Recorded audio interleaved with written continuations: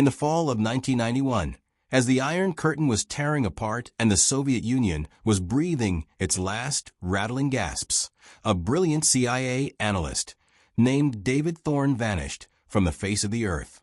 He was a man who lived in the shadows, who traded in whispers and secrets, and then, one crisp October morning, he became a secret himself. He left his handsome Georgetown brownstone, kissed his wife Eleanor goodbye, and started his routine drive to Langley. He never arrived. His car, a nondescript sedan, was found 2 days later parked by the Chain Bridge, overlooking the Potomac River's cold gray waters. The keys were in ignition. A half-empty cup of coffee sat in the console holder. Of David Thorne, there was no trace. The initial investigation was a frantic, sprawling mess, fueled by the paranoia of the era. Had he defected? The idea was a thunderclap in the hallowed halls of the CIA. Thorne knew things. He had access to methodologies and assets that were priceless. The theory gained traction. A man under immense pressure, crumbling at the apex of his nation's victory. Or had he been snatched? A bold, brazen kidnapping by a flailing KGB. A final act of defiance. Investigators swarmed his life, dissecting his routines, his finances, his relationships. They found nothing. No secret bank accounts, no cryptic messages, no signs of a double life. The third, quieter theory was suicide, a desperate leap from the bridge into the unforgiving river. But extensive searches of the Potomac turned up nothing. As weeks turned into months, and months bled into years, the case went cold. The files were boxed up, stamped with the grim finality of an unsolved mystery, and relegated to a dusty archive.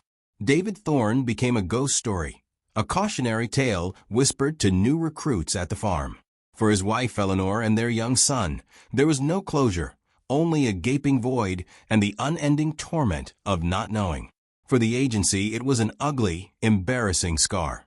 And for Mark Riley, then a junior analyst fresh out of training, it was a formative memory.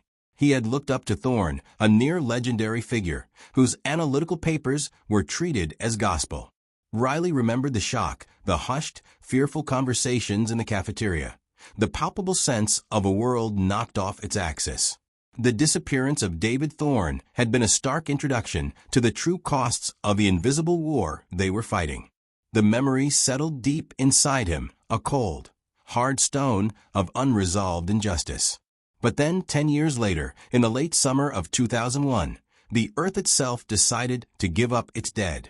On the forgotten edge of a sprawling Quantico base, a demolition crew was tearing down an old, disused government storage annex, a featureless concrete block that had been slated for removal for over a decade. The morning air was thick with dust and the groan of stressed metal. A massive wrecking ball, a pendulum of destructive force, swung through the air and slammed into the building's foundation. Instead of the expected explosion of dust and rubble, the concrete cracked with a sickening, unnatural sound. It splintered and fell away, revealing not rebar and aggregate, but a dark, hollow space within the slab. The foreman, a grizzled man named Henderson, who had seen just about everything in his 30 years of construction, walked over to the breach. He peered into the newly formed cavity, the sunlight struggling to pierce the gloom. What he saw made the cigarette fall from his lips. Encased within the man-made stone was the unmistakable, macabre outline of a human skeleton. The ordered, deliberate silence of a crime scene descended upon the noisy demolition site. The rumble of heavy machinery was replaced by the quiet hum of an FBI forensic unit. Agent Mark Riley stood just outside the yellow tape, the familiar Virginia humidity doing little to warm the sudden chill that had settled over him. He was a seasoned agent now, his specialty the cold, forgotten cases that gnawed at the conscience of the Bureau. When the call had come in about unidentified remains found in the foundation of a decommissioned government building from the early 90s, a dormant piece of his memory had stirred. He had to be here. The scene was meticulously processed under the harsh glare of portable floodlights. Technicians in white Tyvek suits carefully chipped away at the surrounding concrete, their tools sounding like a dentist's drill against the tomb. The skeleton was mostly intact, folded into a fetal position. Scraps of dark, expensive wool clung to the bones, the remnants of a suit from a bygone era. It was a grim, pathetic sight, a testament to a brutal, unceremonious end. The initial assessment from the medical examiner was swift. Male, late 30s to early 40s, dead for approximately a decade. Riley's gut clenched.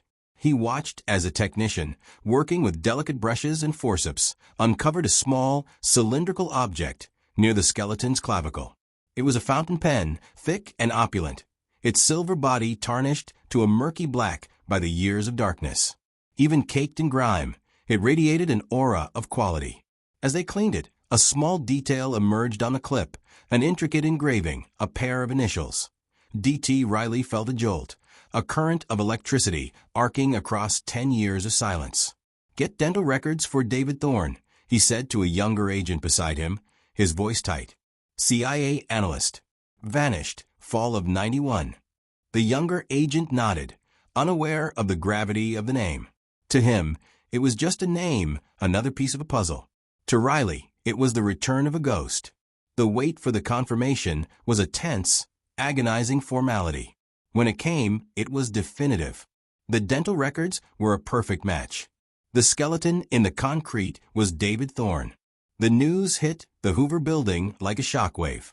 The theories of defection, of a voluntary disappearance, were instantly obliterated. This wasn't a man who had run away. This was a man who had been murdered, his body disposed of with a chilling, industrial finality. Riley stood in his office late that night, the newly opened case file for David Thorne on his desk.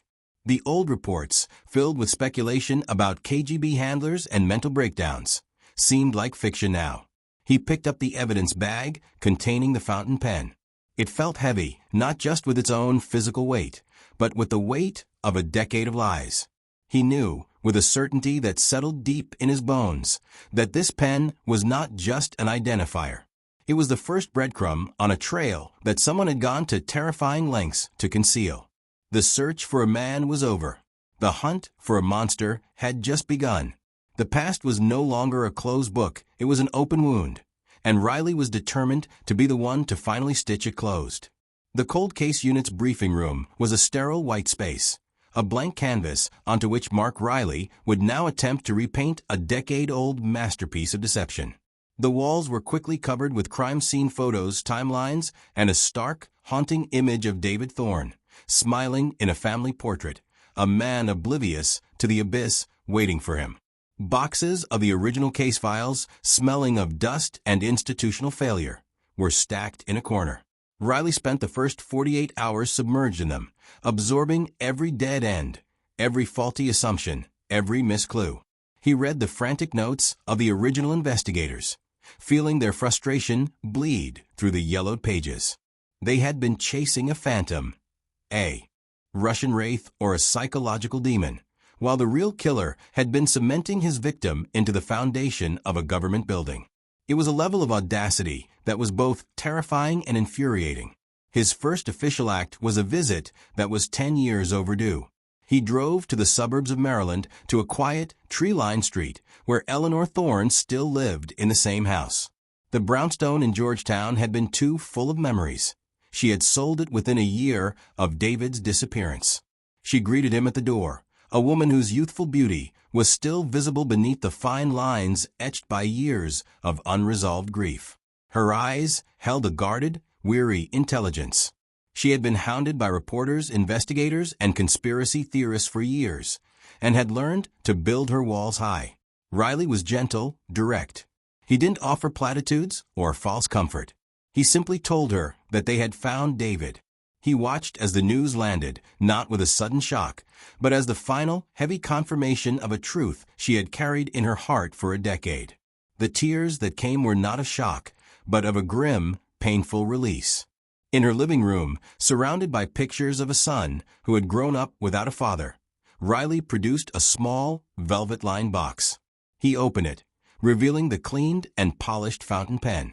Eleanor gasped, a sharp intake of breath that was more pain than surprise. "It was our 10th anniversary," she whispered, her fingers tracing the air just above the pen, not yet daring to touch it. "He never went anywhere without it." Riley let the silence sit for a moment before he began to ask his questions. He needed to know about David's final days, not the official version from the CIA files, but the reality of the man who came home at night. Eleanor, her composure slowly returning, painted a portrait of a man under siege. He was different that last month, she recalled, her gaze distant. He was working on something big, something that consumed him. He was losing weight. He barely slept. He would stand at the window for hours, just watching the street. She described a rising tide of paranoia. David was convinced he was being followed, that his phone was tapped. He had started using payphones, taking different routes to work. He called the project he was working on the rot. He said it was deep inside the agency, a sickness that needed to be cut out. He never told her the specifics. "It's better if you don't know," he had told her, a line that had haunted her for 10 years. Safer. Riley's next step was to breach the walls of Langley itself. To understand the rot David had discovered, he needed access to Thorne's sealed operational files, a task that required clearance from the highest levels. His request went up the chain and landed on the desk of Arthur Vance, the CIA's Deputy Director of Operations. Vance was an institution, a charismatic and universally respected figure who had steered the agency through some of its most turbulent waters. He had been a rising star in 1991, and Thorne had been his protege. Riley was escorted to Vance's office, a cavernous, wood-paneled room with a panoramic view of the Virginia woods. Vance rose to greet him, a tall man with a warm smile and the easy confidence of someone accustomed to power. He was the very picture of patrician authority. "Agent Riley," he said, his voice a smooth, reassuring baritone. "A terrible business. Truly terrible. David was one of our best. A tragic, tragic loss." Vance's performance was impeccable. He expressed profound sorrow, reminiscing about David's brilliance, his dedication. He pledged the full and complete cooperation of the Central Intelligence Agency. "Whatever you need, Agent. We want the animal who did this brought to justice as much as you do." He signed the release forms for Thorne's files with a decisive flourish. But as Riley met his gaze, he felt an almost imperceptible dissonance. Vance's eyes, a pale, intelligent blue, were like chips of ice. The warmth of his smile never reached them.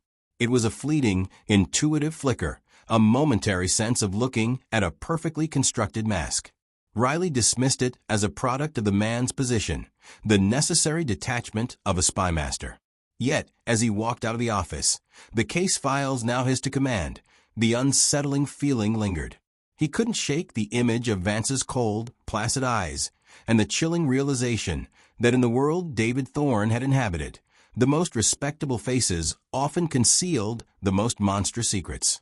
The archived files of David Thorne were a digital tomb, stored on obsolete magnetic tapes in a climate-controlled CIA vault. Getting them was one thing. Reading them was another. Riley brought in an FBI cyber-forensic specialist, a caffeine-fueled prodigy named Peterson, who looked at the ancient hardware with a mixture of pity and contempt. "This is like asking a paleontologist to resurrect a dinosaur from a single fragment of bone," Peterson grumbled, hooking up a series of arcane adapters and running diagnostic scripts. While Peterson wrestled with the ghosts in the machine, Riley focused on the physical world. He drove back to the Quantico Annex, now a crater of rubble and dirt. He wanted to understand the place not as a tomb, but as a location. It was remote, set far back from the main base facilities, a place one would have to have a reason to go. It was the perfect dumping ground, secure, inaccessible to the public, and slated for benign neglect. He spent a week poring over a decade's worth of construction and maintenance logs for the building, a mind-numbing exercise in bureaucratic archaeology. He was looking for a single name, a single signature, a single anomaly in the fall of 1991. He found records of routine inspections, electrical work, plumbing checks. Then he found it.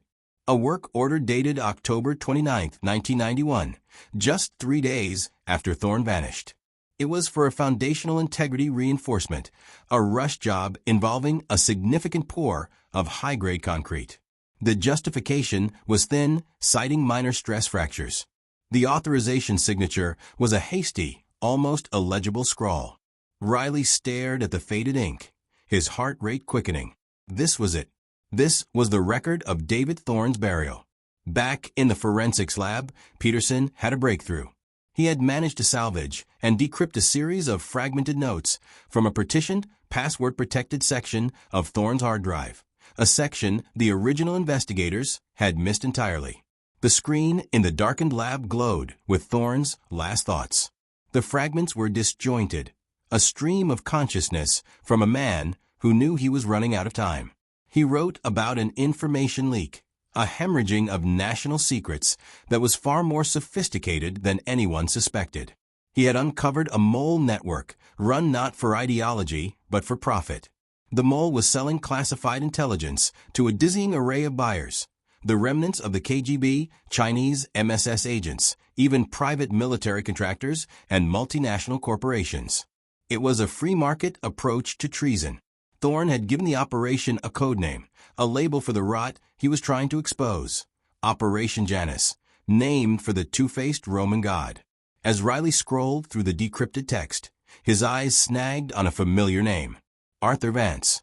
Thorne had mentioned his mentor several times, but always in the context of being his handler, the superior to whom he was reporting his findings. Briefed AV on Janus progress. 1. Entry read. He agrees on the high-level penetration. Urged caution. It was all perfectly normal, the standard reporting of a dedicated analyst to his trusted superior. But to Riley, reading it with the knowledge of Thorne's concrete grave, the words felt sinister. Thorne was feeding his findings directly to the very man who was likely running the operation. He was a lamb reporting the movements of the flock to the wolf. Riley's earlier flicker of intuition about Vance ignited into a raging blaze of suspicion. He felt a cold dread creep up his spine. Thorne hadn't just been outsmarted. He had been betrayed by the one person he was trained to trust implicitly. The helpful, avuncular deputy director was no longer a pillar of the community in Riley's mind. He was the prime suspect. The investigation had just taken a terrifying turn, leading him from a cold case to a conspiracy that reached into the highest echelons of American intelligence. The focus of the investigation shifted from the past to the present, from a man's murder to a mole's money. Operation Janus, as Thorne had dubbed it, was a business, and businesses leave paper trails. Riley knew that chasing a decade-old financial trail was a monumental task, but Thorne had provided the first few links in the chain. The decrypted notes contained the names of two obscure shell corporations registered in Panama. In 1991, tracking their convoluted transactions would have been nearly impossible. But in 2001, with advancements in forensic accounting and global banking cooperation, Riley had a fighting chance. He assembled a small, trusted team from the FBI's Financial Crimes Unit, men and women who could follow a single dollar through a hurricane of international transfers. They worked in a sealed-off section of the Hoover Building, their mission a closely guarded secret. The initial theory of the old investigation, that Thorne had been hunting a specific KGB handler, was quickly discarded. As Riley's team began to unravel the financial web, they saw that the money, like the intelligence it was paying for, was agnostic. Funds flowed in from accounts linked to Moscow, Beijing, and Tehran, but also from corporations in Germany and Japan. This wasn't about Cold War loyalties. It was about pure, unadulterated greed. The Janus Mole was a capitalist trader, selling his country's most valuable secrets to the highest bidder. As the financial team dug deeper, Riley pursued a parallel line of inquiry, born from a nagging feeling that Thorne couldn't have been the only victim. A crime this audacious, this high-level, would require cleanup. Loose ends would need to be tied. He began a systematic review of all CIA personnel deaths, resignations, and transfers in the 6 months following Thorne's disappearance. It was a grim, tedious process, sifting through hundreds of files, looking for a pattern. Most were unremarkable: retirements, reassignments, a few legitimate medical emergencies. Then he found her, Sarah Jenkins, a 24-year-old junior archivist. According to her file, she had died in a single car accident on a rain-slicked road in November 1991, less than 2 weeks after Thorne was last seen. The official report was concise. Lost control of her vehicle. Collided with a tree. Case closed. Accidental death. But to Riley, her name was an alarm bell. On a hunch, he cross-referenced her name with the access logs for the Quantico storage annex. His blood ran cold. Sarah Jenkins had been the last person to log access to the architectural and maintenance records for the annex before they were inexplicably sealed and classified by a higher authority just days after her death. She had seen the work order. She must have realized its significance, perhaps after hearing the whispers about Thorne's disappearance. A young, conscientious archivist, she might have tried to report the anomaly, unaware of the viper's nest she was stumbling into. Her accident now seemed like a second brutal murder, a cleanup operation to silence a witness who knew too much. The two cases, Thorne's and Jenkins's, were now inextricably linked in his mind. He had found his second victim, the forgotten collateral damage of Operation Janus. The realization solidified his resolve, but also deepened his sense of peril. The person he was hunting was not just a traitor and a killer, but a meticulous planner who eliminated threats with chilling efficiency. He returned to the work order, the faded piece of paper that documented Thorne's burial. He sent the original document to the FBI's foremost document analysis lab, asking them to use every technique at their disposal to enhance and identify the illegible signature. For days, there was nothing. Then, an email appeared in his inbox. It contained a single high-resolution image. The lab's technicians had used multispectral imaging to lift the faded ink from the paper fibers. The hasty scrawl was now shockingly clear. The signature on the authorization form, the one that had condemned David Thorne to a decade in a concrete tomb, belonged to Arthur Vance. The helpful mentor, the grieving colleague, the powerful deputy director, had personally signed his protégé's death warrant. Riley stared at the screen, the pieces of the puzzle locking into place with a sickening finality. He now had a direct physical link between Vance and the crime scene, but it was a link that could easily be explained away. Vance could claim it was a routine signature, that he had no idea what the concrete was for. Accusing a man like Arthur Vance required more than a signature. It required an ironclad case. And Riley knew, with a chilling certainty, that if he moved too soon, if he made a single mistake, he wouldn't just lose the case. He would likely end up as the third victim. The signature was the key, but it was also a trap. Mark Riley knew that walking into his superior's office and accusing the CIA's deputy director of a decade-old murder based on a single piece of paper would be professional suicide. Vance was too insulated, too powerful. He would paint Riley as an overzealous, conspiracy-obsessed agent, and he would be believed. The establishment always protects its own. Riley had to build a fortress of evidence around that signature, so high and so thick that not even a man like Arthur Vance could escape it. He had to work from the shadows, knowing that the man he was hunting was watching, listening, and had the entire apparatus of the intelligence community at his disposal. He continued to run the financial investigation in secret, telling his team only that they were tracking a foreign espionage ring. The money trail was becoming clearer. It flowed from the initial shell corporations into a second layer of holding companies registered in the Cayman Islands, and from there into a labyrinth of trusts and investment portfolios. It was a masterclass in money laundering, designed to make the fortune untraceable. But there was a pattern. A small percentage of the funds from every major transaction was siphoned off into a single, separate account, one that was even more deeply buried than the others. This, Riley surmised, was the mole's personal piggy bank.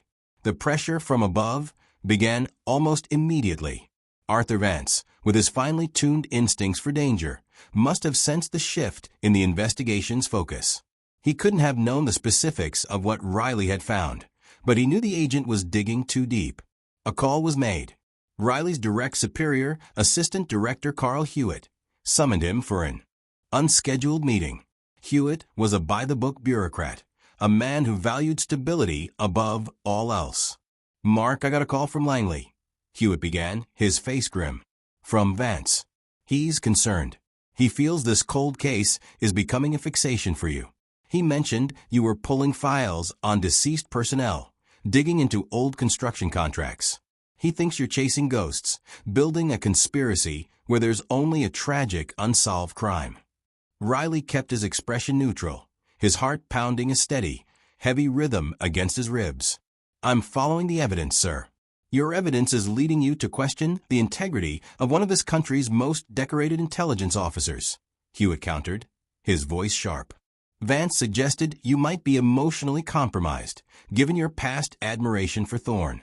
He wants you to focus on the original foreign intelligence leads. I'm telling you, Mark, tread carefully. You're swimming in very deep water, and there are sharks you can't see." The warning was clear. Vance was using his influence to box him in, to discredit him before he could get any closer.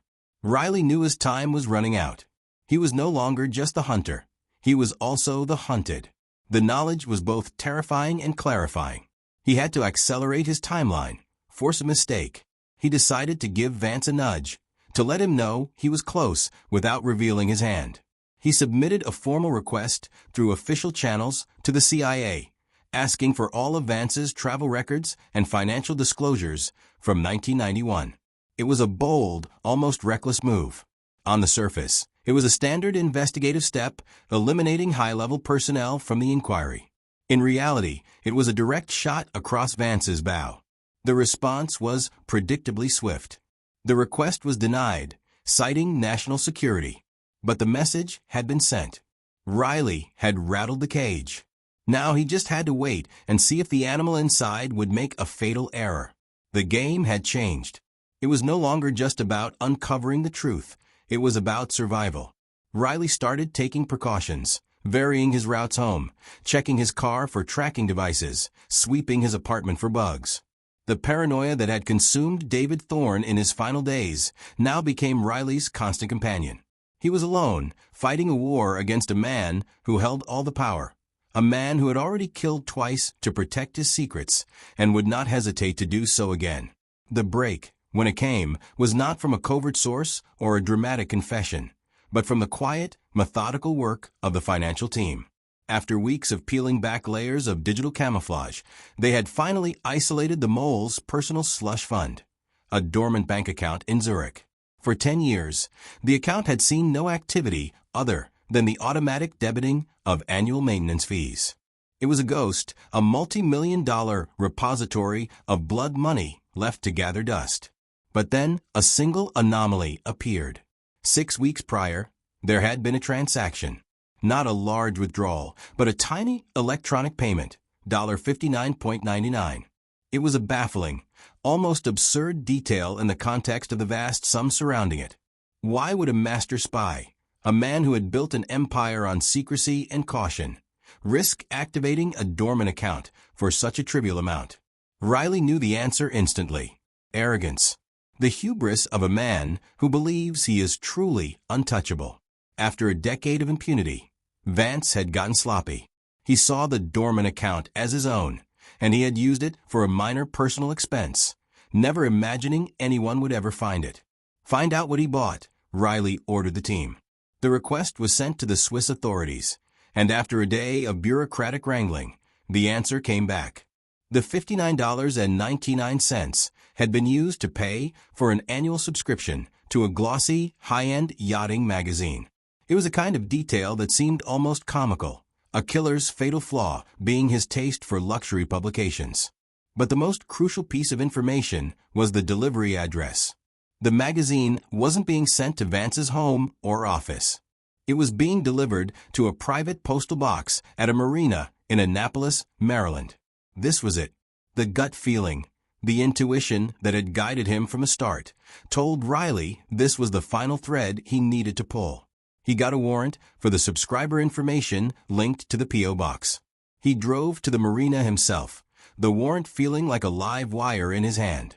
The marina was a picture of wealth and leisure, a forest of white masts bobbing gently in the late afternoon sun. It was a world away from the grim reality of concrete tombs and secret files. The postal box was registered to a holding company with a generic name. Riley immediately ran the company's name through the FBI's corporate ownership databases. The search took only a few seconds. The holding company, registered in Delaware, had only one listed director and owned only a single asset. The director was Arthur Vance. The asset was a magnificent 70-foot sailing yacht moored at the very end of the main pier. Riley walked down the pier, his footsteps echoing on the weathered wood.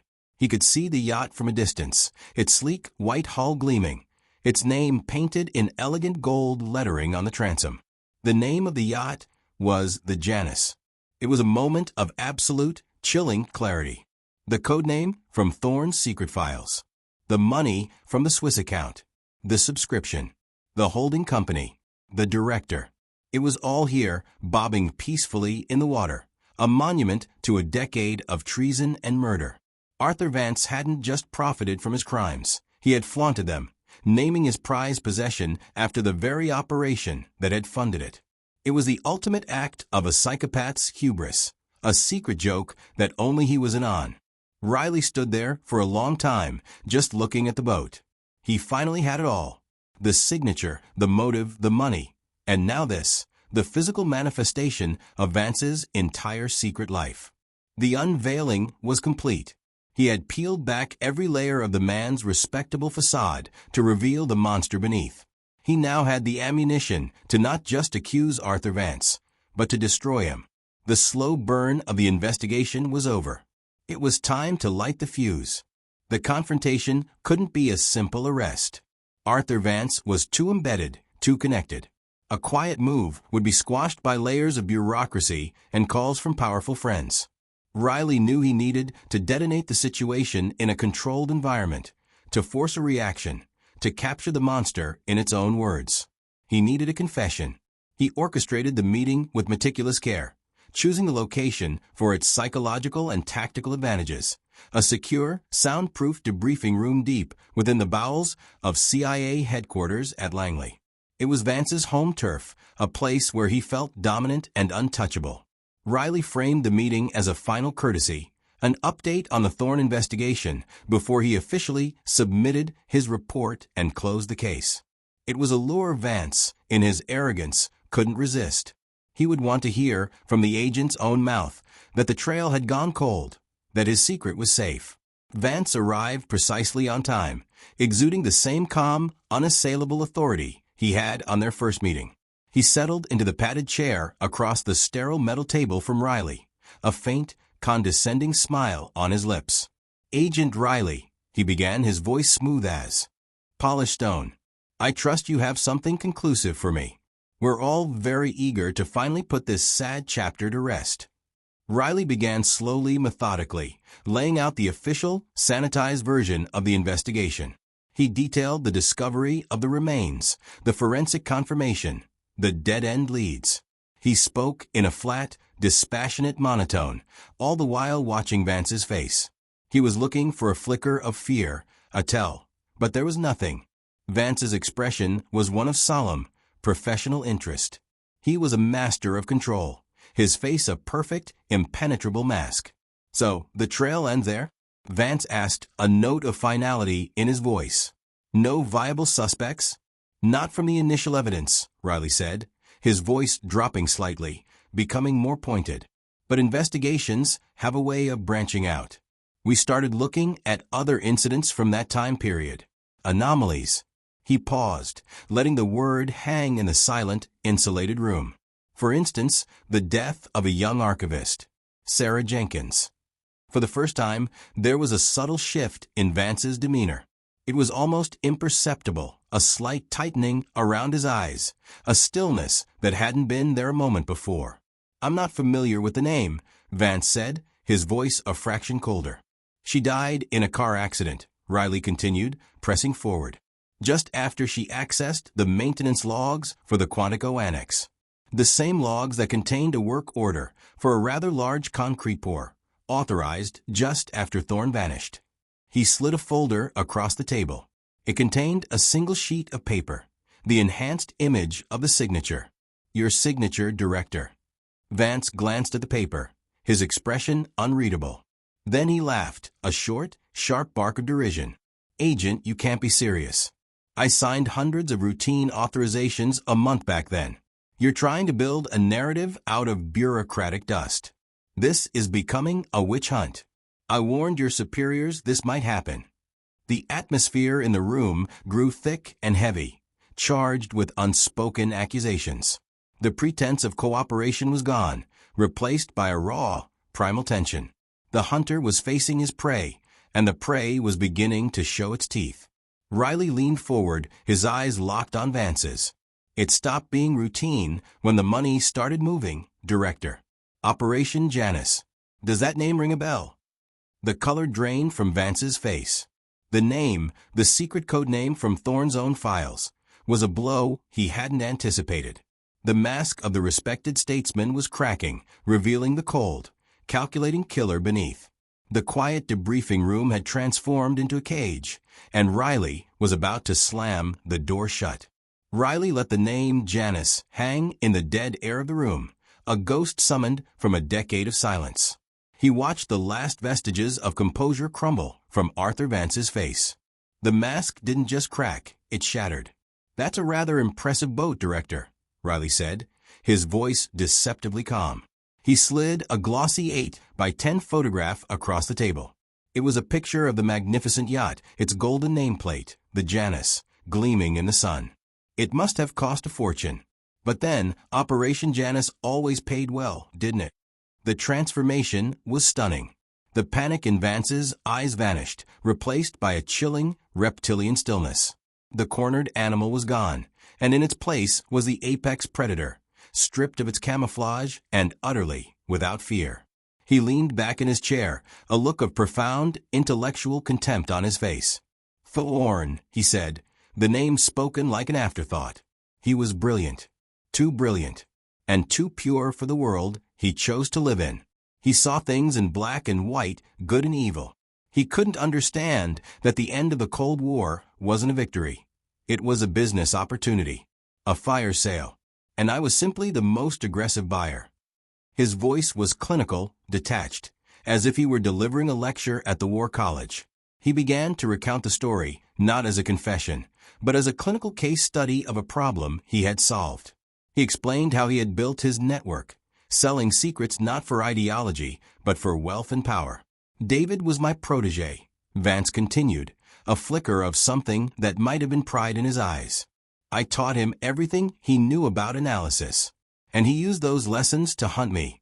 He was following the breadcrumbs, getting closer every day. He called it the rot. He had no idea he was reporting his progress on the infection directly to the disease itself. He was simply too good to let live. He would have torn down everything I had built." He described the night he killed him with the same dispassionate detail. He had lured Thorne to the deserted Quantico Annex, under the pretense of examining a dead drop for a different case. Thorne, trusting his mentor implicitly, had walked right into the trap. "It was quick," Vance stated, as if discussing a business transaction. "Clean. No mess. He was dead before he understood the betrayal. A single, efficient application of force."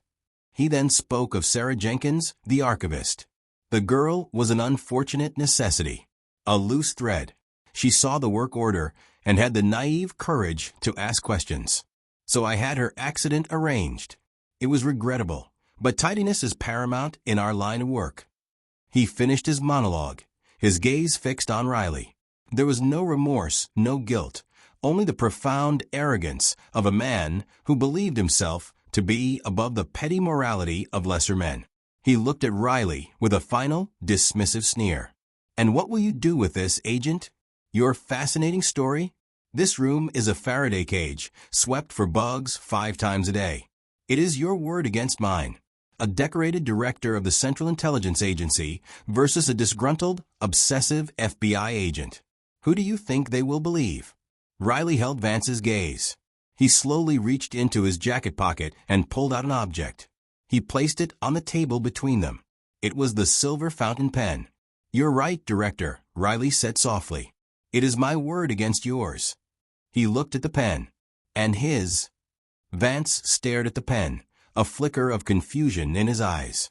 "Forensics found more than just your initials, David," Riley said, using Thorne's first name for the first time. This pen was a gift from his wife, but Thorne, ever the professional paranoid, had it customized at a specialty shop in Berlin. It's also a micro-recorder, state-of-the-art, for 1991. It was active the night you met him at the Annex. Riley reached out a single finger and pressed a tiny, almost invisible stud on the side of the pen. A small speaker crackled to life. And from the depths of a decade, a voice echoed in the silent room. Vance's own voice, clear and distinct. "David, I'm glad you could make it. We need to be careful here."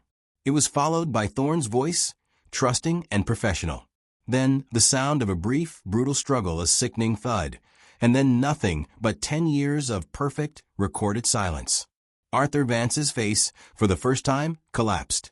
The color, the confidence, the arrogance, all of it drained away, leaving behind the hollow, terrified shell of a man who had just heard his own damnation. The arrest of Arthur Vance sent a seismic shockwave through the foundations of the American intelligence community. It was a scandal of unprecedented proportions, a betrayal that dwarfed the defections of the Cold War era. The media storm was immediate and ferocious, but the FBI and a select committee within the CIA worked swiftly to contain the operational damage. Vance's confession, corroborated by the haunting recording from Thorne's pen and the mountain of financial evidence, led to the complete dismantling of the Janus network.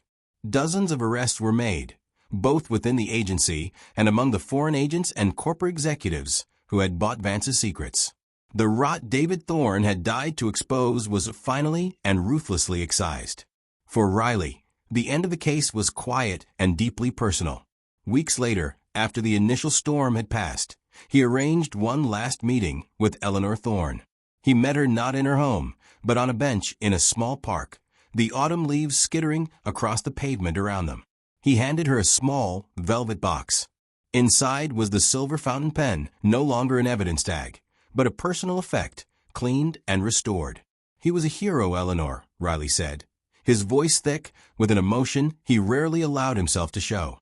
The official story for years was a lie. He didn't run, and he didn't break. He discovered a profound betrayal at the heart of the agency he served, and he died trying to stop it. His work, what he started, is what ultimately brought Vance down. Eleanor took the pen, her fingers closing around it.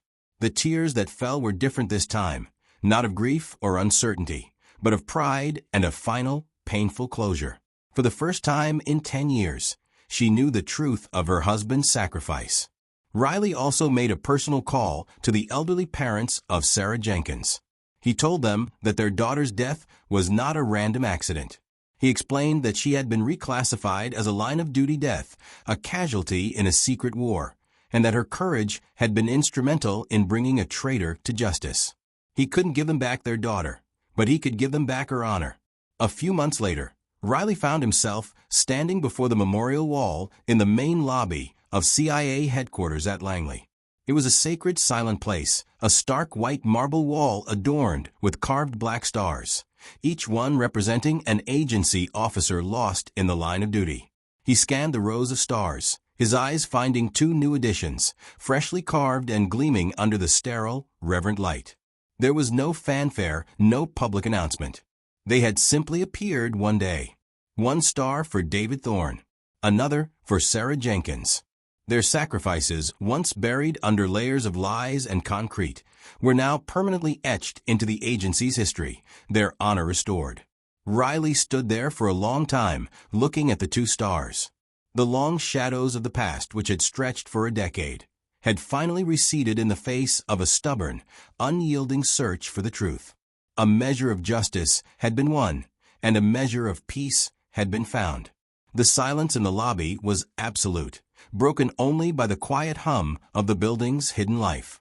As he turned to leave, Riley took one last look at the wall. The task had been grim, the journey dark, but in the end, the 2 new stars shone with a quiet, powerful light, a testament to the fact that no secret can stay buried forever, and no hero is ever truly forgotten.